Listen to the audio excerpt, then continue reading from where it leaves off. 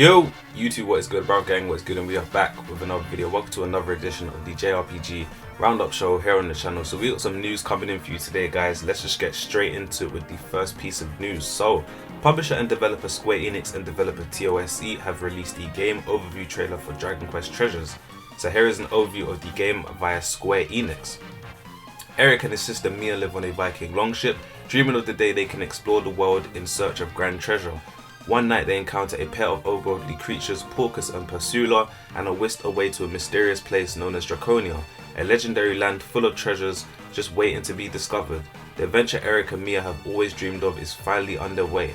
With the vast world of Draconia to explore and tons of tantalizing treasures to find, Eric, Mia and their cute companions will need some help. The team soon befriends and recruits a veritable variety of well-mannered monsters. By making use of these monsters' magical visions of hidden treasure and their unique treasure hunting abilities, our heroes will race over open fields, scale cliffs with a single bound, and glide over gaping chasms to locate loot in even the most fiendishly inaccessible spots. Venture into a vast, varied world where twists, turns and mysteries lie hidden on your path to discovering the legendary treasure of Draconia.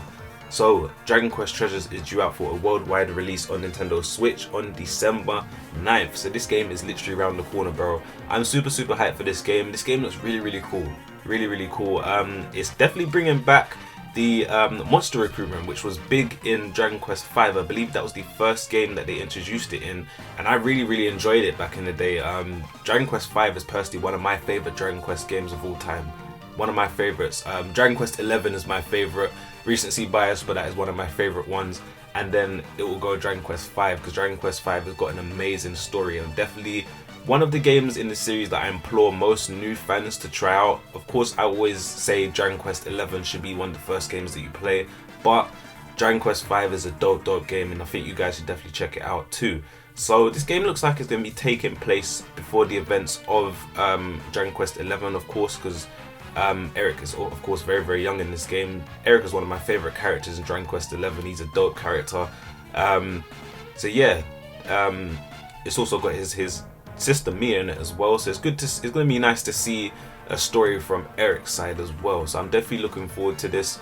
Definitely looking forward to this. So definitely be on the lookout for this game, guys. That is Dragon Quest Treasures. So that is dropping for a worldwide release on December 9th. For the Nintendo Switch, so we are around the corner from that game. So moving on to the next piece of news, the Legend of Heroes Trails series has topped 7 million sales. This is huge for Falcom.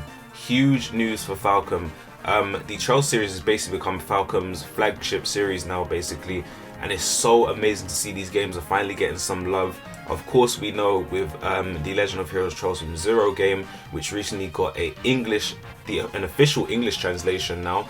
So the game is available on Nintendo Switch and PlayStation 4.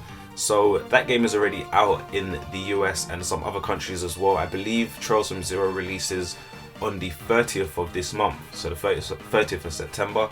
I definitely will be copying that game. It's one of my favorite games in the Trails series. Trails from Zero has got an amazing story, amazing gameplay, and it's going to be so nice to see the game reimagined again, especially because the game is going to be on consoles now, and especially because the game is going to be on Nintendo Switch. I know there were some problems with Trails from Zero. I believe the PlayStation 4 version, I know some people reported on it already, but I'll do it here. I believe the PlayStation 4 version will not have the quality of life changes, and of course it will not have any updated graphics. It will just be the same fan translated port basically that the fans done for the game. So there will be no new graphical enhancements. I believe the only graphical enhancements that are available are for the PC and are for the Switch version. So I will be purchasing the Switch version. Funny story that as well with Legend of Heroes Trails from Zero, I had pre-ordered the special edition for the PlayStation 4 version, but until I heard the news about the PlayStation 4 version, I immediately cancelled and decided to purchase the game on the Nintendo Switch. I kind of was not for the idea that I would basically be playing the same game that I did play many years ago from the fans translated game. I did play that game on the PSP. I was able to play that on the PSP, so there'll be no point of me even playing that on PlayStation 4. Of course, the graphics are not going to be crazy, but it's going to be nice to see certain assets and stuff looking much more clearer. So that's why I'm decided to get the Nintendo Switch version, and of course you've got the portability option with that. So getting back to the article, the series was last reported to have sold 5 million units as of September 29th, 2020. So the last entry in this series, The Legend of Heroes Kurono Kuseki 2 Crimson Sin, is due out for PlayStation 5 and PlayStation 4 on September 29th in Japan and October 27th in Asia. So this is really big, as I said, for Falcom and the Trails series, and I definitely implore more people to try out these games. These games are amazing games, very slept on, super deep lore and super deep story as well. So definitely worth checking out. So moving on to the next piece of news, Octopath Traveler 2 development is now at 90% complete. So shout out to My Nintendo News. So the team at Square Enix has informed Weekly Famitsu that the development of the long-awaited and newly announced Octopath Traveler 2 is now 90% complete. The Japanese company went on to say that the development team is currently on the final stretch, meaning that it's very likely the game will be ready to launch on the 24th of February 2023.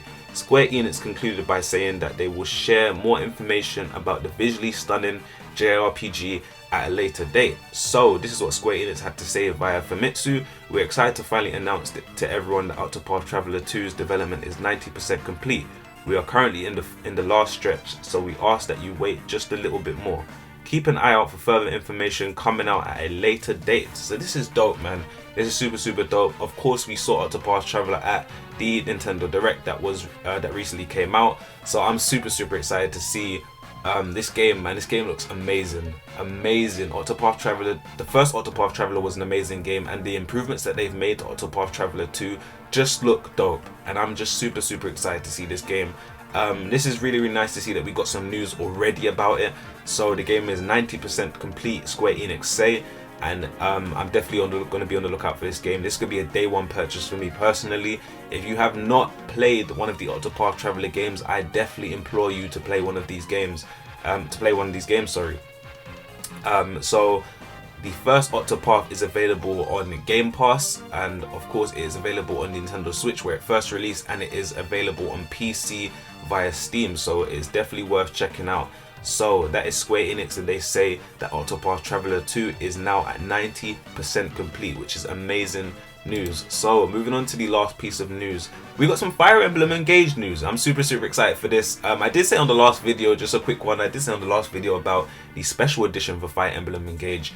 I managed to purchase a special edition for Fire Emblem Engage, so I'm super happy about that, and I'm really looking forward to it. Of course, that steelbook looks amazing.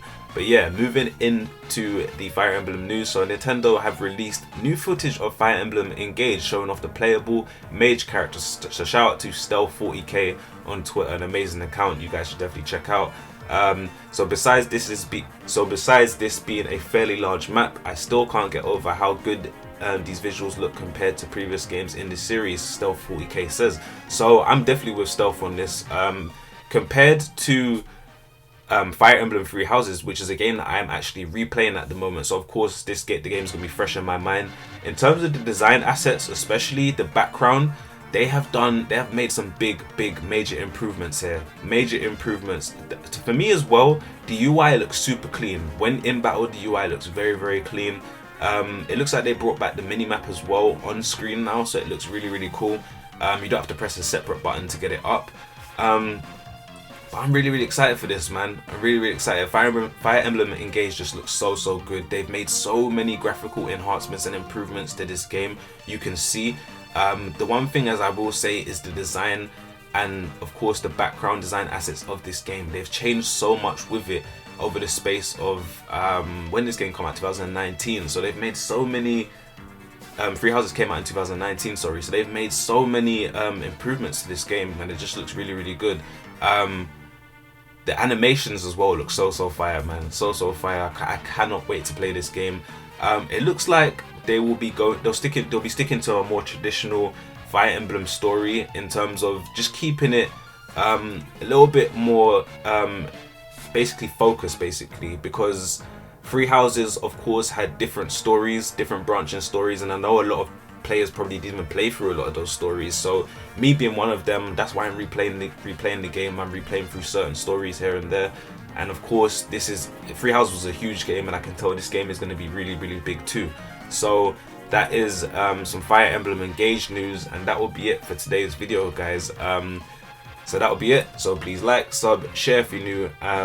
We are also 3 subs away, I believe, from the big 200 subscribers. So if you guys like what you see and want more JRPG content, please consider subscribing. It really helps out. And please consider liking the video too and sharing with your friends. So like, sub, share if you're new.